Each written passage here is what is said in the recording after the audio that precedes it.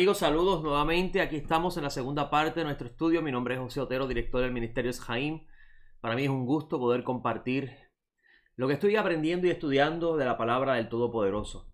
Hoy vamos a continuar nuestra segunda parte de nuestra serie de estudios que estamos discutiendo, que se titula Un becerro de oro llamado Moisés. Como pueden ver en su pantalla, estamos en la segunda parte. En la primera parte discutimos los diferentes, mejor dicho, la revelación bíblica y sus dimensiones, la importancia de estudiar lo particular para poder entender el mensaje general de ella, el estado ideal del humano antes de su caída, su creación y propósito, por qué el Todopoderoso hizo el humano. Hablamos del Edén, qué es el Edén, por qué se llama el planeta Tierra el Edén, qué es el huerto del Edén, y hablamos de lo que representa la alegoría de la aproximación en el tema del huerto del Edén. La caída de Adán y sus consecuencias, cómo Ezequiel habla de la caída de Adán de una forma bien interesante, porque expone ciertas ideas con respecto a Adán que no habíamos entendido a simple vista. Hablamos del proceso, la restauración del Adán, la importancia de cómo el Todopoderoso va a comenzar este proceso de restaurar este ser humano, o mejor dicho, la humanidad en general. Estamos incluidos en ese plan de esta restauración, pero para que esta restauración se diera, era necesario el escoger el Todopoderoso en humanos para que se convirtiera en el padre de la simiente que iba a traer al Mesías. Y como el Mesías es parte de este plan de redención, pero no vamos a tratar el tema del Mesías hasta tanto hablemos de la elección de Israel. Estuvimos hablando, que fue la parte final de nuestro comentario, de la elección de Israel y por qué el Todopoderoso escogió Israel, cuál es la función de Israel, cuál es la razón de ser de Israel. Y ahí fue donde nos quedamos y vamos a mencionarlo hoy para poder brincar al segundo tema y mostrarle los temas que vamos a estar tratando en este segundo tema. Quiero terminar el comentario con respecto a la elección de Israel. El Todopoderoso escogió a la nación de Israel para que se convirtiera, y ese fue el evento del Sinaí, para que se convirtiera en esta nación que iba a encargarse de promulgar lo que se llama el monoteísmo. En el pensamiento judío se enseña que Israel es el padre del monoteísmo, o mejor dicho, Abraham es el padre del monoteísmo, y que él le enseñó a sus hijos, a su descendencia, a seguir el camino de Dios, practicando la justicia y la bondad. Y es bien interesante porque Shaul de Tarso habla de por qué Israel es especial en este plan de redención. Muchas personas han pensado que la elección de Israel está basada en que es el único pueblo que va a ser salvo y que en la era venidera, o lo que llamamos el Olam Jabá, que es conocido también como la era mesiánica, en el pensamiento cristiano se conoce como el milenio, el reinado del Mesías, que en el Olam Jabá solamente va a entrar el pueblo de Israel y que todos los que no pertenezcan al pueblo de Israel no van a participar. Incluso usted habrá escuchado que salvación es igual a ser parte de Israel. Pero sin embargo, vemos claramente en el mensaje bíblico y en sus profetas que esto no es así. Por ejemplo, vemos en el caso del profeta Zacarías que habla de una era donde las naciones iban a llevar ofrendas al Eterno y obviamente esas naciones no pertenecen a Israel. Vemos, ¿y por qué lo menciono? Porque el profeta claramente menciona de que esas naciones, si no le llevaban ofrenda al Eterno en esa era, no iban a recibir lluvia. Claramente, si se estuviera hablando del pueblo de Israel, pues no diría esas cosas, ese no sería el mensaje que transmitiera. Vamos a ver que en el plan de redención del Todopoderoso, por ejemplo, en esa participación de la era mesiánica, el profeta Isaías habla donde el Eterno va a escoger de todos los pueblos personas que van a servir en su reino. Eso está en el último capítulo de Isaías, si no me falla la memoria. También tenemos evidencia en los textos de los escritos apostólicos, lo que me gusta mucho el doctor Gerald McDermott, que llama en los escritos apostólicos el Segundo Testamento, no que el segundo abroga al primero, sino que es una enmienda al primero, porque ahora incluye con esta enmienda a los gentiles, que estaban planificados dentro del testamento, pero no estaba todavía, no había entrado en función. Me gusta mucho ese pensamiento del doctor Gerald McDermott. quería decirles que en el Segundo Testamento, ¿verdad? Para adoptar la idea, vemos claramente cómo el libro de Revelaciones nos muestra que las naciones están participando de la era mesiánica, de la era del reino del Mesías, la restauración de Israel, el verdadero sentido de lo que es la restauración de Israel. Amigo, ningún movimiento hoy en día que busque restaurar el reino de Israel tiene su fundamento, parece ser que tiene su fundamento en la Escritura, pero al final no lo es. ¿Por qué? Porque a Don Henry Yeshua le preguntaron si restauraría el reino, y él dijo que eso quedaba en las manos del Padre cuando iba a suceder. Y la tradición de Israel se enseña que es el Mesías cuando regrese el que va a restaurar el reino y va a recoger los dispersos de las naciones que está regada la simiente de Israel. Ahora, y como les dije, la elección de Israel, que es en el evento del Sinaí, cuando el Todopoderoso, bendito sea, escoge al pueblo de Israel para convertirse en este reino de ministros, este reino que se iba a encargar de promulgar la esperanza mesiánica, promulgar la Torá, enseñarle a los pueblos los aspectos de la Torá que le corresponden guardar. Es bien interesante, porque solamente Israel está evidenciado en los textos, le corresponde guardar el convenio en su totalidad. A los demás pueblos hay ciertas leyes que pueden guardar y hay ciertas leyes que no pueden guardar con respecto a función. Y eso lo sabían muy bien los discípulos, lo sabían muy bien los apóstoles, y por eso que tenemos a un Shaul de Tarso que enseñaba los elementos importantes de la observancia de la Torá con respecto a los gentiles. Y esto ha sido una piedra de tropiezo grande para el movimiento mesiánico, mayormente con el movimiento de las raíces hebreas, porque si usted ha tenido la oportunidad de escuchar a algún rabino judío mesiánico, va a ver que él claramente le dice que a los gentiles no le corresponde guardar la Torá. Y usted va a escuchar, ¿verdad?, que le van a decir que el gentil tiene que guardar la Torá porque si entró al convenio, entró al pacto, tiene que guardar la Torá. Pero claramente vemos por el mensaje de Shaul de Tarso que la entrada de los gentiles al convenio es una vez entrado el reino del Mesías. Por eso es que tenemos que mantenernos, ese es el mensaje de Shaul de Tarso, fieles, esperando esa esperanza, aguardando esa esperanza de ser partícipes de esa redención final, donde entonces los gentiles van a entrar al reino de los cielos, al reino del Mesías, y solamente habrá una ley nacional, una ley mundial, y es la ley, lo que se conoce como el nuevo orden mundial, ¿verdad? Una sola ley sería la ley del Mesías, y por eso que vemos que los profetas dicen que de Sion saldrá la Torá, y que todos los pueblos subirán al monte del Eterno a escuchar la Torá del Eterno. Pero eso es en la era mesiánica y no en la era presente, y por eso es que vemos que Shaul de Tarso tiene una posición muy interesante en lo que respecta a los gentiles y la obligación que estos tienen de observar la Torá, como se pensaba en el caso de las personas que eran de corte farisea, que eran creyentes en la mesianidad de Yeshua. Eso está en el libro de los Hechos. Está claro, y no se puede, lo podrán debatir de diferentes formas, pero está claro. Está claro el texto. Eso no quita de que el gentil, si guarda las leyes que aparecen en la Torá, no va a ser bendecido. Claro, va a ser bendecido. Por eso que Shaul de Tarso dice que la incircuncisión de ese gentil se convierte en circuncisión cuando éste guarda una ley que no le fue ordenada a él, sino le fue ordenada al pueblo que fue escogido para encargarse de ministrar y enseñar al mundo el camino de Dios. Ahora, vamos a regresar a lo que estábamos mencionando. Esta elección de Israel, obviamente, lo convierte en un pueblo especial en lo que respecta a función. Y esta función, como les dije, en el pensamiento de Shaul de Tarso, y está claramente visto en los escritos apostólicos, en los escritos de los discípulos, donde el judío que sale de Shavuot, de Pentecostés, va a los diferentes pueblos a anunciar ahora, al lugar donde reside, a anunciar el camino de Dios. Ahora, lo que es interesante es que esta elección de Israel en el Sinaí tuvo una caída, y es la caída del becerro de oro. Los rabinos, llevo muchos años estudiando los rabinos, y ha sido muy, muy, muy bueno para mi educación, porque para el conocimiento que he podido aprender, porque los rabinos te enseñan una parte de la Torá, una parte de la revelación bíblica muy interesante en lo que respecta a sabiduría.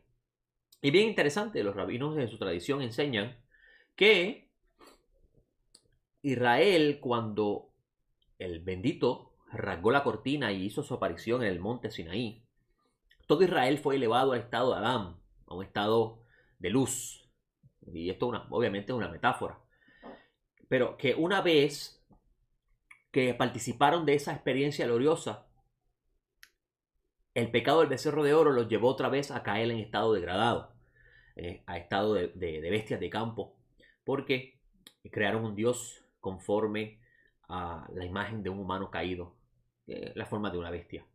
Y bien interesante, porque esta caída de Israel no se queda simplemente en el Sinaí. Vamos a ver claramente en la historia bíblica que la era de los jueces, la era de los monarcas, comienza a suceder una violación al convenio que el Todopoderoso hizo con Israel, un convenio de elección para un propósito.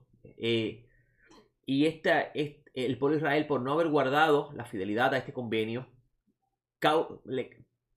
tiene como consecuencias una caída, y esta caída trae como consecuencia, valga la redundancia, el que sean expulsados de la tierra.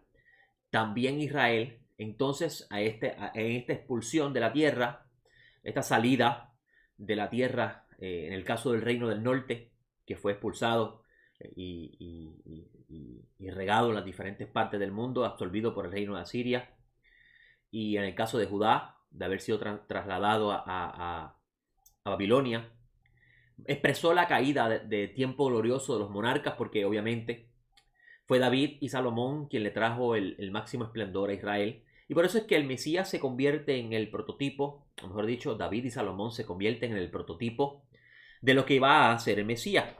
Así como David unió a los reinos, unió a los pueblos, y el pueblo estuvo fuerte, y el reino de Israel era un reino que inspiraba temor y respeto a las naciones.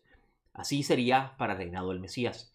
Y así también como en el tiempo de Salomón los pueblos subían a escuchar la sabiduría de Salomón, así en la era mesiánica, cuando se expresa el reino de Elohim, los pueblos irían al monte de Dios a escuchar a su rey, a escuchar a Adonai, su justicia. Y esta caída de Israel entonces trae un elemento interesante en el plan bíblico, en el plan de la revelación bíblica, y es que entonces ahora, además de Adán, la humanidad necesitar una redención, o mejor dicho, además del humano, necesitar, sí, la palabra correcta, necesitar ser redimido. Además de él necesitar ser redimido, ahora Israel también necesita ser redimido. Ahora Israel también necesita expiación, además de Adán. Y es bien interesante porque vamos a ver que en los profetas se habla del Todopoderoso hacer expiación por Israel. Y esto pues bien interesante. Ahora, la caída particular de Israel es bien importante para entender la caída de Adán en general. Porque así como Israel participó de idolatría, la negación del único Dios verdadero, el humano en general, en el tiempo que tenemos muy poca información histórica en lo que respecta a ello, solamente la Torá nos da unos breves resumen en forma de midrash para poder nosotros entender el estado del humano. La humanidad en general, conociendo a su creador, porque fue creado a imagen de su creador, ahora también cayó en idolatría y negó la existencia del creador y se creyó el mismo Dios. E Israel también participó de cierta forma de este acto. Y hasta aquí es la primera parte de la revelación bíblica y sus dimensiones, donde hablamos de la caída de Israel y resumo brevemente esa idea para que podamos entrar al segundo tema. Y como puedan ver en su pantalla, vamos a ver el segundo tema de la serie de estudios que estamos haciendo. Se llama el tema general de la revelación bíblica, porque la escritura contiene un tema general. Lo que pasa es que no lo vemos cuando nos enfocamos en ciertos temas particulares. Obviamente, por ejemplo, el cristianismo enfoca su mensaje en el reinado de Cristo, y la redención de expiación, el perdón de pecado a través de su muerte, donde todo humano ahora, a través de él, puede reconciliarse con Dios. El tema general para el judaísmo es el plan de Dios de devolverle la gloria a Israel y ser Israel redimido. Interesante. Ambos temas están en la Escritura. Y pueden ver en sus pantallas que vamos a hablar hoy primero de la redención del Adán y cuál es ese mensaje general del Adán, aunque ya le di ciertas ideas. Y vamos a tratar también la redención de Israel y vamos a tratar la redención de Israel dentro del mensaje de los profetas, dentro de ese mismo tema, del mismo tema, del tema general de la revelación bíblica. Vamos a hablar del Mesías, el micro del macro, lo que significa ese concepto del micro del macro, que es la misma idea de particular y general, y la relación del humano y Dios, porque son los temas generales de la revelación bíblica. Ahora, mire bien el tema que vamos a tratar hoy y vamos a empezar vamos a empezar con lo que vamos a discutir. Dentro del tema general de la revelación bíblica se encuentra la redención de Adán. Cuando hablamos del Adán, y le hemos hablado en temas anteriores, y si usted ha estado pendiente de lo que estamos enseñando en nuestra plataforma de Eshaim, le pido por favor que usted promueva el mensaje, mejor dicho, nuestra enseñanza de Eshaim en nuestra página web, en nuestra página de YouTube, porque nosotros queremos alcanzar a las vidas en lo que respecta al mensaje del Evangelio, que es lo que estamos enseñando. Las buenas nuevas de la redención de la humanidad en general y la redención de Israel. Dios le dio ceguera parcial a Israel para que la humanidad en general participara de la redención. En un lecture que yo cogí con un sabio llamado, se me olvidó el nombre ahora, en algún momento me recordaré, él explica que Israel, la caída de Israel y la ceguera de Israel con respecto al Mesías era necesario dentro del plan de Dios, porque si Israel aceptaba a Yeshua en ese momento como el Mesías, entonces los gentiles no tendrían oportunidad de redención. Era necesario la negación del Mesías y su muerte para que Adán pudiera volver a ser vestido de gloria, ser vestido de inmortalidad. Ok, vamos a tratar el tema de la redención de Adán. Una vez que Adán cae, Adán pierde ese estado de apego con Dios, ese estado de aproximación que está expresado en la idea del huerto del Edén, y por eso cuando estudiamos el huerto del Edén, el tabernáculo y el templo, vemos una perfecta similitud en su mensaje. El huerto del Edén representa la aproximación del humano a Dios, la cercanía, esta relación del creador y el humano. Una vez que el humano queda expuesto de su maldad, tiene que abandonar este espacio sagrado llamado el huerto. Y este espacio sagrado ahora queda clausurado en lo que respecta a acceso. Ya el humano no tiene acceso a este espacio sagrado. Este espacio sagrado en sí lo que representa es la oportunidad del humano acercarse a su creador y tener una relación con él. Ahora la Biblia, en su revelación, porque es importante saber, amigo, que el mensaje histórico que usted va a encontrar en la Escritura, que parece un mensaje histórico alrededor de Israel, recuerde el detalle de lo particular y lo general, el mensaje particular que usted va a encontrar que gira alrededor de Israel, en un plano macro, está hablando de el Adán. Por eso que si usted tiene la oportunidad de escuchar o estudiarlo con los rabinos, usted va a escuchar que los rabinos dicen, Israel es Adán. Y bien interesante porque si usted tiene esa idea en mente, cuando usted comienza a estudiar lo que está sucediendo en Israel, usted va a ver el mensaje general del humano. Por ejemplo, usted va a encontrar monarcas que se trepan al poder en el reino de Israel y comienza a desobedecer a Dios y deciden ellos tomar las riendas del curso del destino del pueblo que ellos gobiernan. Esto es un ejemplo claro de lo que sucedió en el Adán del huerto del Edén.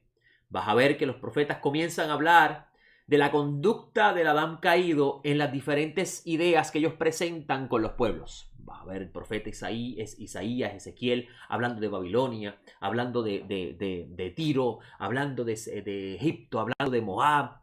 Y todo esto son ideas que los profetas van a estar expresando en forma de acertijo en lo que respecta a la imagen caída del Adán. Un ejemplo de esto usted va a ver claramente en el profeta Isaías, que Isaías 14, que es el famoso texto que se utiliza para hablar del Satán, que cuando usted lo lee claramente le dice en el texto que está hablando del rey de Babilonia en ese periodo de tiempo, que es en ese periodo de tiempo Nabucodonosor. Y como Nabucodonosor cayó del cielo, cayó de su grandeza. ¿Cuándo vamos a ver esa profecía con respecto al rey de Babilonia cumplirse? Si usted ha leído el libro de Daniel, usted va a encontrar que Daniel habla. En un momento vamos a buscar el texto rápidamente.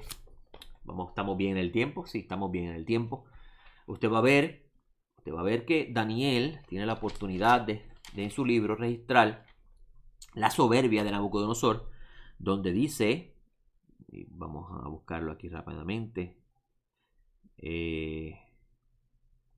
Nabucodonosor en el capítulo 4 tiene un sueño con respecto a un gran árbol, y vamos a ver que en el capítulo 4 versículo 28, versículo 29 dice: al cabo de 12 meses, paseando en el palacio real de Babilonia, el rey habló diciendo: ¿no es esta la gran Babilonia que yo edifiqué para morada real con la grandeza de mi poder y para gloria de mi majestad?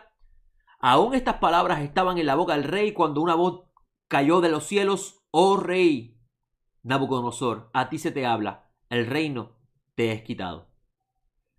Y bien interesante, porque el profeta Isaías profetizó sobre este tiempo donde la grandeza, porque el reino de Babilonia fue el reino más grande en el periodo del tiempo que él vivía, y era un reino majestuoso, y él, la revelación que tuvo Daniel con respecto o mejor dicho, la revelación de Nabucodonosor, que el profeta Daniel le interpreta en el sueño, la cabeza de oro era Babilonia, claramente expresando ahí la grandeza de ese reino.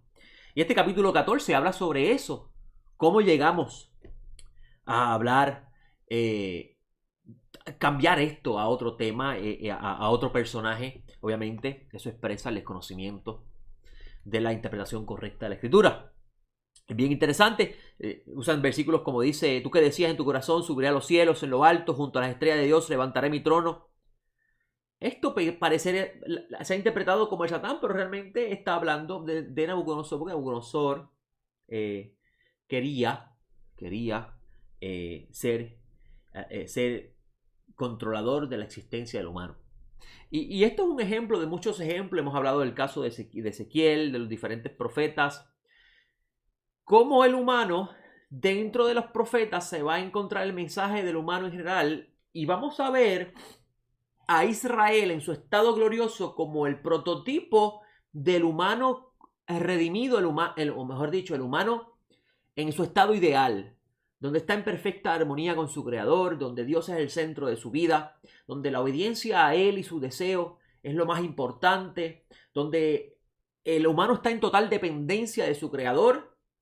Vemos claramente donde Israel es ubicado en una tierra donde no tiene el gran Nilo, sino depende completamente de las lluvias que caigan del cielo para poder atender sus cosechas. Eso expresa dependencia, lo opuesto a la independencia que expresaban los pueblos en su conducta, que a la misma vez es lo que el texto en Génesis nos va a expresar con respecto a ser igual a Dios. Si el humano alcanza la estatura de ser igual a Dios, entonces no necesita de Dios, porque es autosuficiente. Vamos a ver que los profetas hablan de Israel dependiendo del Creador en todo momento, y una relación de padre e hijo, una relación de adopción, porque realmente Israel fue adoptado por el pacto que hizo el bendito con Abraham como hijos del bendito. Y esta experiencia que tiene Israel en ese periodo de tiempo va a enseñarnos el estado ideal del humano y cómo el bendito va en el marco general de la revelación bíblica, traer a eso a alcanzar el estado completo de ese plan cuando venga el reino mesiánico. Que sea pronto en nuestros días. Y ese es el mensaje general de la Escritura con respecto a la redención del humano. Y por eso es que usted puede coger el texto en su plano histórico y lo puede elevar al plano del humano. Y al plano personal, en lo que respecta al humano en general. Donde el Eterno le está diciendo, confía en mí. Si tú reconoces que yo soy el único Dios, que yo soy tu Salvador, confía en mí, yo te cuidaré, yo pondré tu vida, yo guardaré tu vida y tú tendrás una relación conmigo. Y lo vamos a ver en el mensaje particular de Israel, el mensaje del Adán. Ahora, la Escritura también va a hablar, o va a expresar la redención de Israel, porque Israel cayó en apostasía y lo vemos claramente en los profetas. No tengo que citar los textos para eso. Los profetas hablan de la apostasía de Israel, como Israel niega a su Dios y comienza a servir a otras deidades que le iban a dar lo que ellos deseaban, porque por ejemplo el culto a Asherá y el culto a Baal era la forma de ellos buscar conseguir los deseos. Servían a Dios para servían a esos dioses con el deseo de adquirir lo que ellos deseaban, porque Akadosh Baruj Hu, bendito sea, no les concedía a ellos sus deseos. Y eso es bien interesante, porque si usted lleva esa idea al plano de hoy, usted va a ver que hoy en día, lamentablemente, en ambos campamentos, porque es bien interesante, el judaísmo de hoy y el cristianismo de hoy son hijas del judaísmo del primer siglo. No son una continuación, son hijas.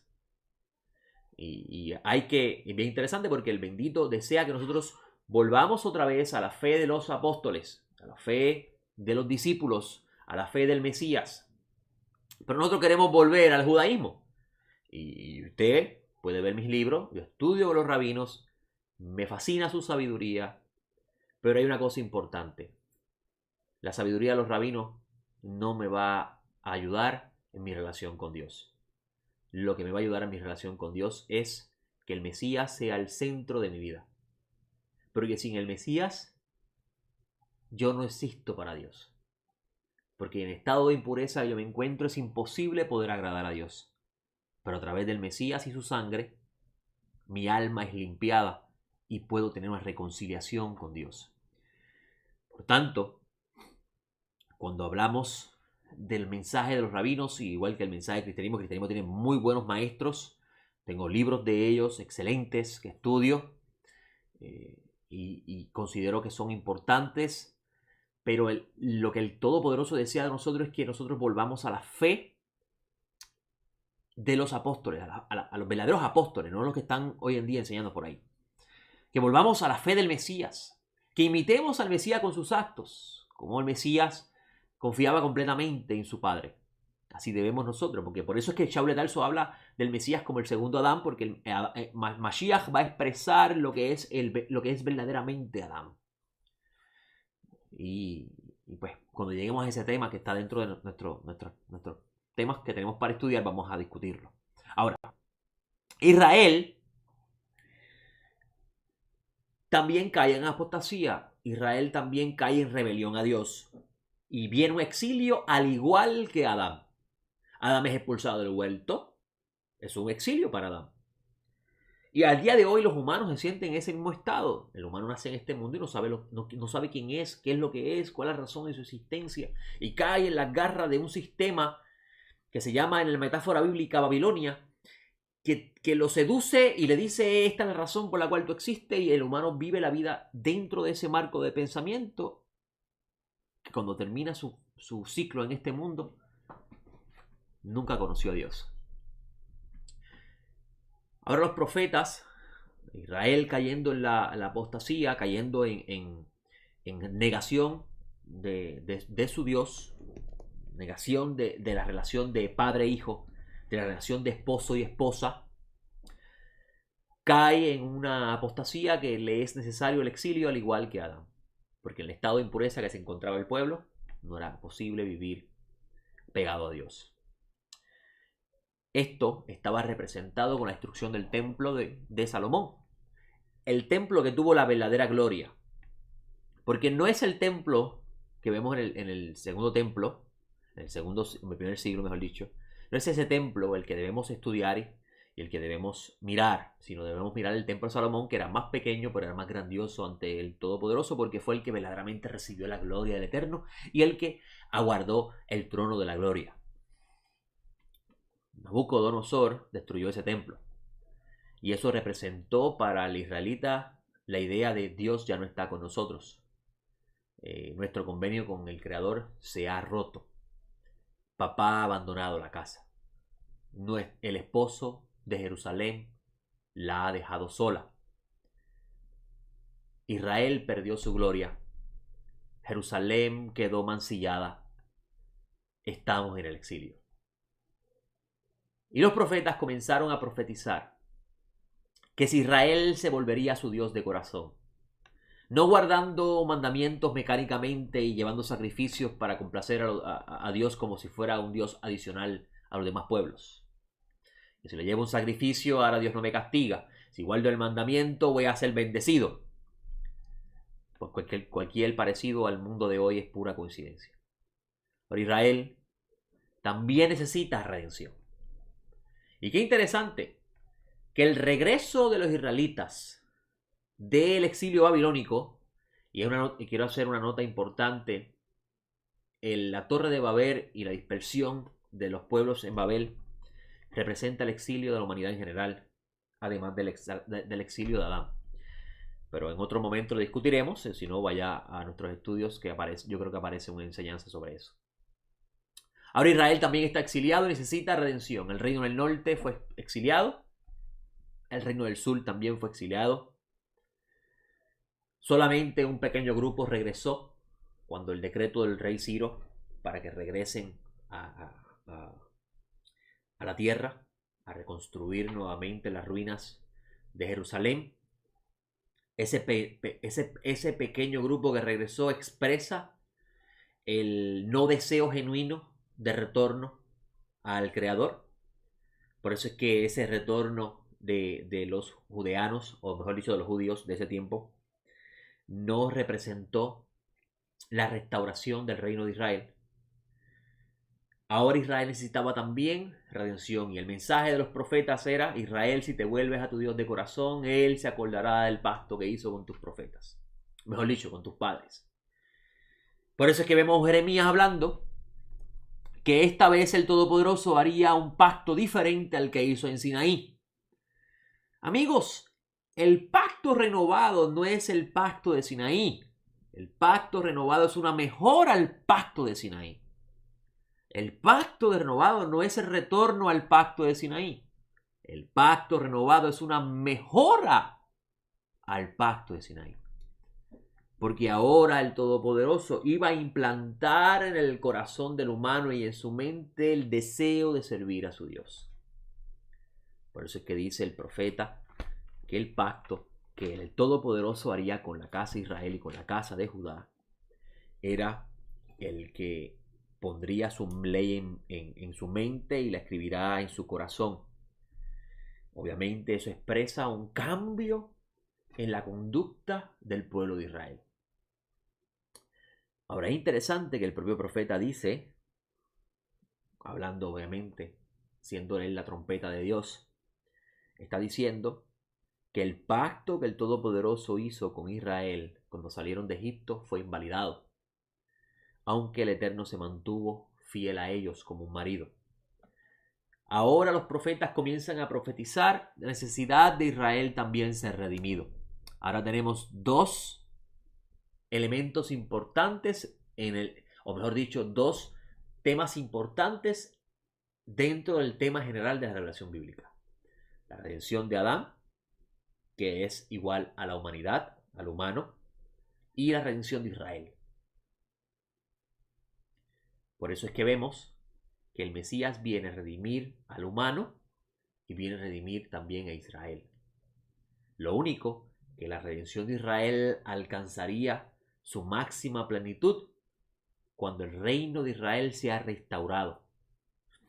Y así cumpliría el Eterno la palabra que le dio a sus siervos los profetas, donde Israel volvería a ser la nación gloriosa que una vez fue en el tiempo de David y Salomón. Y ahí entra el tema del Mesías. ¿Cómo ahora Israel volvería a ser recogido y regresado a la tierra si toda su simiente ha sido regada en el mundo entero?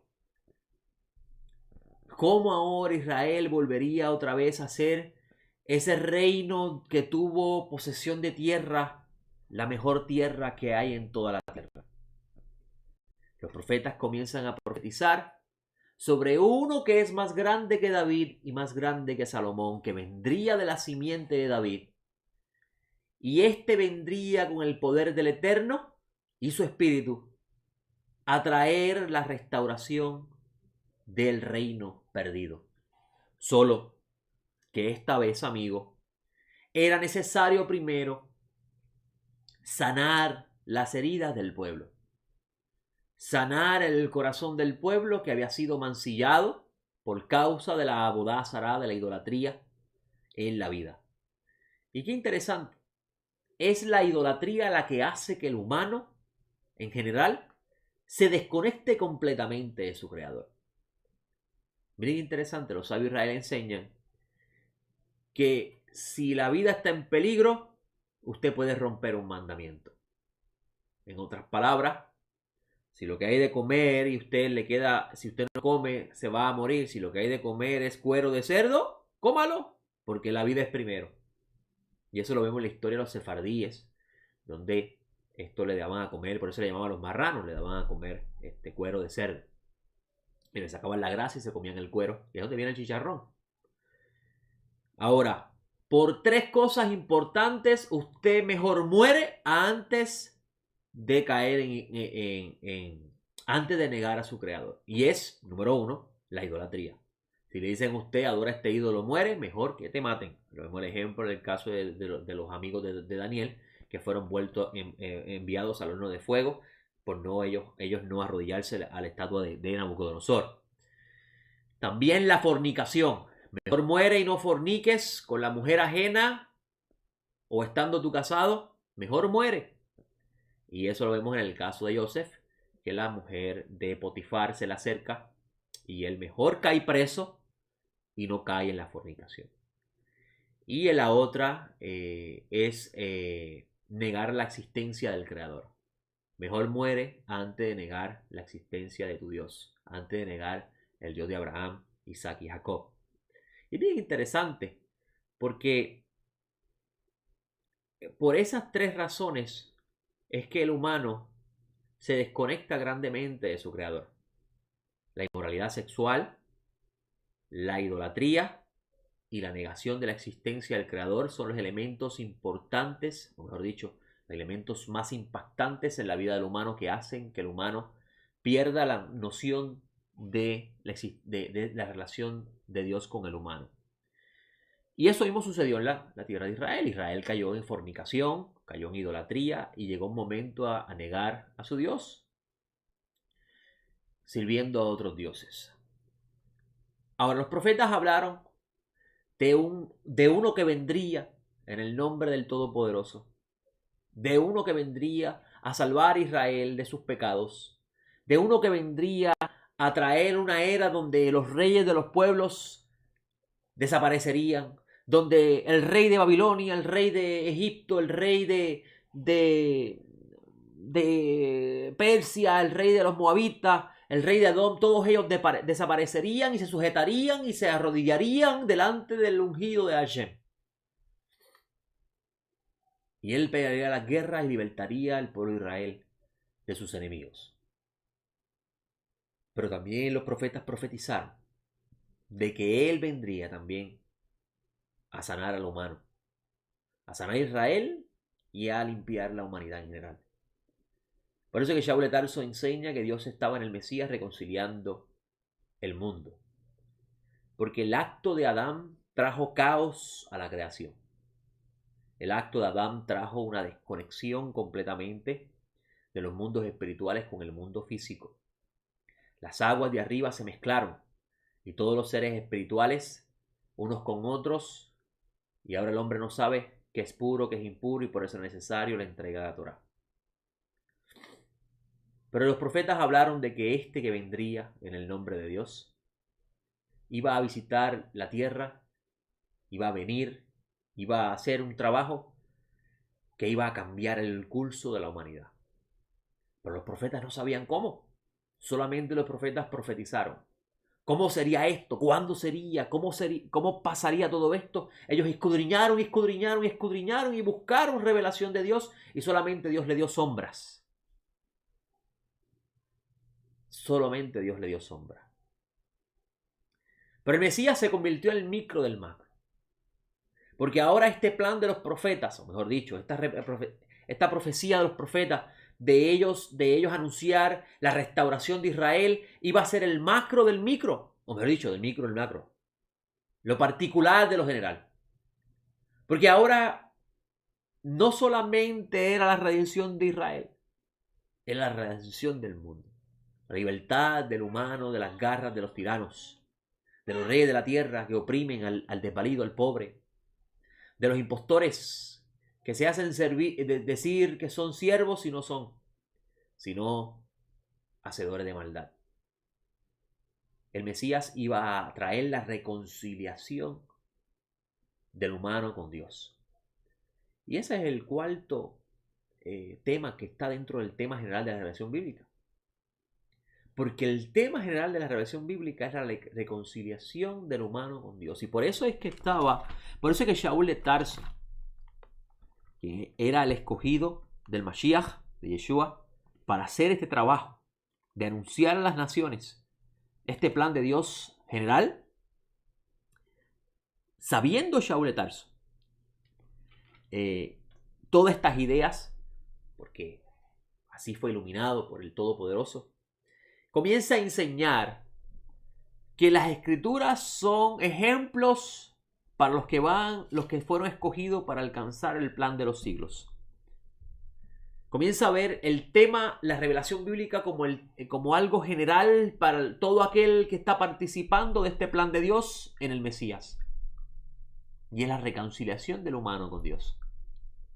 Ahora el humano iba a tener una oportunidad de reconciliarse con Dios. Y por eso es que Shaul de Tarso, en una de sus cartas, dice, voy a buscarlo aquí, con esto vamos cerrando esta segunda parte para entonces encontrarnos nuevamente en la tercera parte, donde vamos a hablar del suceso del becerro de oro. Shaul de Tarso enseña en una de sus cartas, vamos a buscar aquí, dice Shaul de Tarso,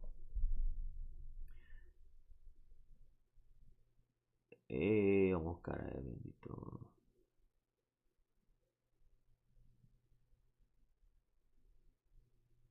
Vamos a leerlo, el capítulo 5, versículo 11 en adelante dice: conociendo pues el temor del Señor, persuadimos a los hombres.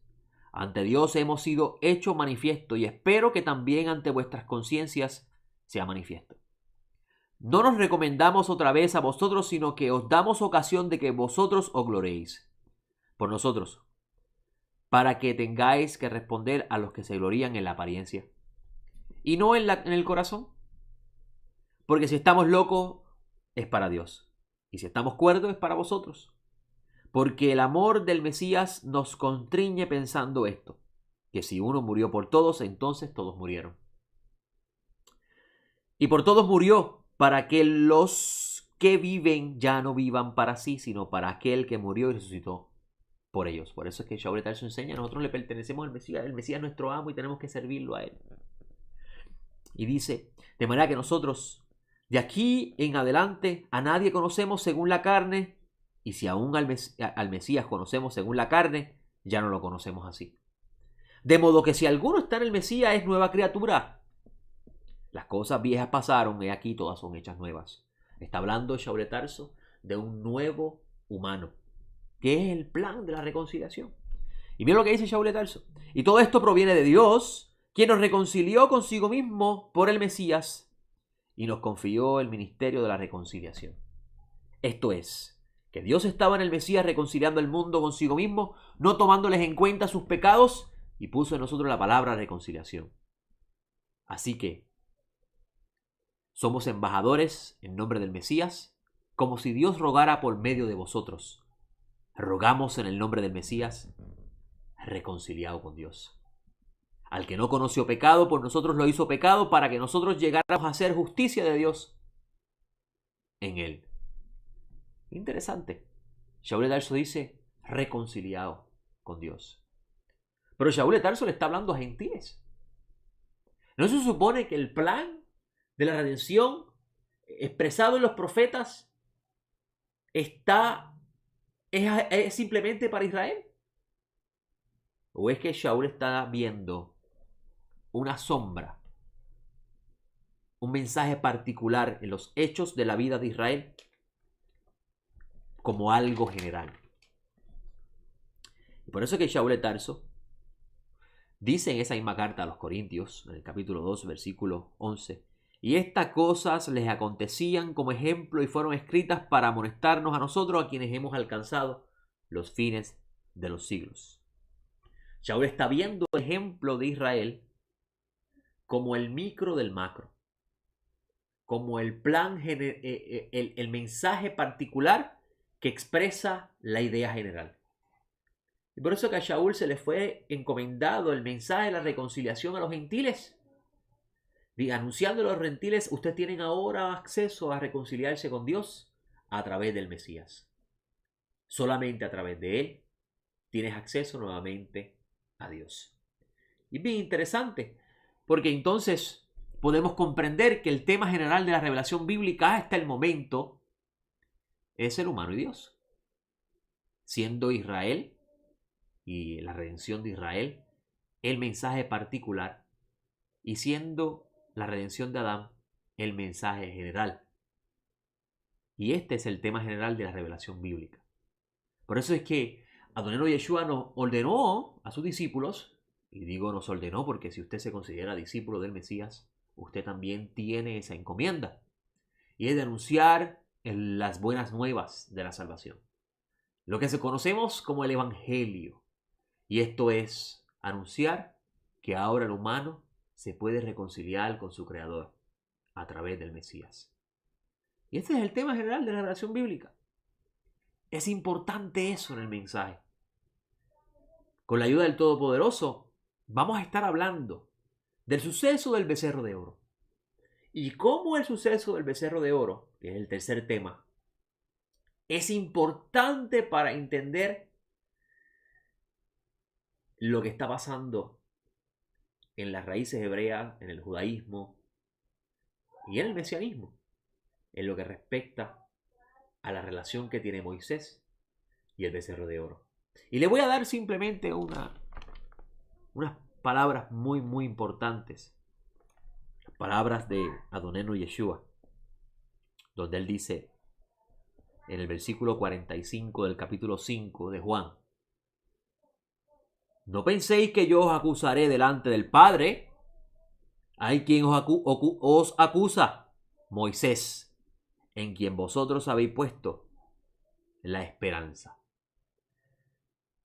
Cuando hablemos en nuestro próximo encuentro con respecto al suceso del becerro de oro, vamos a hablar vamos a aprovechar el tiempo en ese tema, a discutir la asociación que tiene Moisés con el becerro de oro. Y por qué esa generación dice: haznos unos dioses que nos acompañen en el desierto, porque de Moisés no sabemos. ¿Qué relación tiene Moisés con el becerro de oro y cuál es la alegoría de ese becerro y su significado dentro de este plan o de este mensaje que está presentado en las Escrituras?